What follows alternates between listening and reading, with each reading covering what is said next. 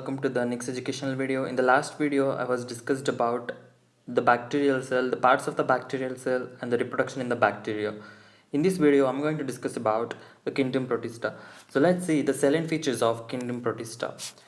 The Kingdom Protista consists of a wide varieties of organisms. It consists of a diverse kinds of organisms. The Kingdom Protista is called a connective link between the prokaryotes and the eukaryotes because the members of the Protista shows a few characteristic features of the Monera in one side and the few characteristic features of the higher organisms such as animal, plant and fungi in other side. So that's why the Kingdom Protista is called a connecting link between the prokaryotes and the eukaryotes because it includes both the multicellular and the unicellular organisms. This is the picture shows some of the example for the Kingdom Protista, that is amoeba, euglena, diatoms, paramecium, dinoflagellates, plasmodium or slime molds. The protistas are unicellular, some are multicellular, and they are colonial eukaryotic organisms. They forms the colony. So they are the colonial eukaryotic organisms. They forms the colony on the surface of the moist area. The Kingdom Protista have a true nucleus. Their nucleus is surrounded by the nuclear membrane. So that's why it is called a true nucleus and they belongs to the eukaryotic group. And also some of the members of the Kingdom Protista does not have any nuclear membrane. So they are referred as the prokaryotic protists. The Kingdom Protists have the membrane-bound organelles such as mitochondria, endoplasmic reticulum, Golgi bodies and etc. So these are all the membrane-bound cell organelles which are present in the Kingdom of Protista. The Kingdom Protista shows a locomotion. They can move from one place to the another place or from one position to the another position with the help of a locomotory organs. The locomotory organs present in Kingdom Protista are cilia, flagella and pseudopodia. In these three, the cilia and flagella are well structured and well developed which have internal tubular structures. Some of the members of the Protista have the cell wall and the chloroplast. So they carry out the photosynthesis for the purpose of production of food. So they act like a plants. Not all the protists are carry out the photosynthesis for the production of food, but some are heterotrophs. They depend on other organisms for the food, and some are saprophytes. They depend on the dead matter or decaying matter for the nutrition. Some are parasites. They're dependent on the host for the development and growth, and they causes diseases to the host. Some are holozoic, means they're able to swallow an entire organism as a food. So such type of organisms are referred as holozoic protists. The nutrition and the lifestyle is slightly similar to the higher organisms. As I said, some are prokaryotic, some are eukaryotic. Some shows the characteristic features of the Kingdom Monera and some shows the characteristic features of the higher organisms. That's why the Kingdom Protista is referred as a connective link between the prokaryotes and the eukaryotes. The protista reproduce by two methods, that are asexual methods and the sexual methods. The asexual method is usually by the binary fission and the budding. So the binary fission and the budding is happened with the help of the cell division, that is called a mitosis cell division. So the mitosis cell division is nothing but there will be a formation of two daughter cells from the single parental cell. I already discussed about the binary fission and the budding in the last video. The formation of cyst is quite common in case of protist. So what is the function of this cyst? This cyst helps the organism escape from the unfavorable environment or from unfavorable conditions. So cyst is one of the survival strategy of the Kingdom Protista. So it helps from them to escape from the unfavorable environment or from the unfavorable conditions. This is all about the asexual reproduction. The sexual reproduction includes the fusion of two haploid cells or the gametes. Either it may be a male or it may be a female gametes. So male and female gametes are combined together, which are in the haploid form, to form a diploid cell. The diploid cell is called a zygote. This is the result of the fusion of the two gametes, that is from the male and from the female or from the different strains. The sexual reproduction is by the cell division, that is called the meiosis cell division. It is called the reduction cell division because the diploid cell has to convert into a haploid cell. Then there will be a fusion of the two haploid cells to form again a diploid cell.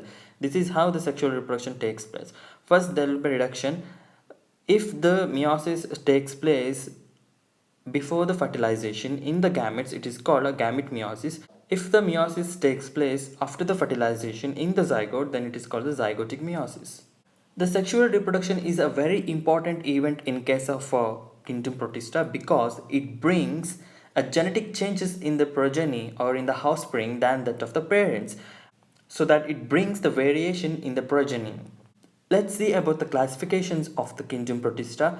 The Kingdom Protista are mainly classified into three divisions, that is division 1, division 2, division 3. The division 1 is photosynthetic protists, division 2 is slime molds, division 3 is protozoans protists.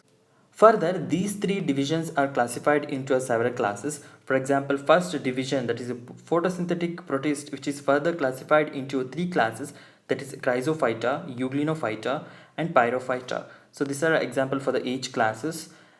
Next, the division 2, that is slime molds, are further classified into Myxomycophyta. Stimonites is an example for that. Next is a division 3, that is a protozoan protists, are further classified into four classes, that is Sarcodyna, Mastigophora, Celiophora, Sporozoa. So these are the example for the each classes. First, we will see about the first division, that is the photosynthetic protists. The photosynthetic protists are further classified into three classes, that is class Chrysophyta, class Euglenophyta, class Pyrophyta. First, we will see about the class Chrysophyta. It includes diatoms and other golden brown algae. I will tell you why it is called a golden brown algae. Till now, there is 5,500 species have been discovered under the Chrysophyta, so which mostly lives in a marine, but some occurs in the fresh water. So they forms an important phytoplankton components in the marine as well as in the fresh water.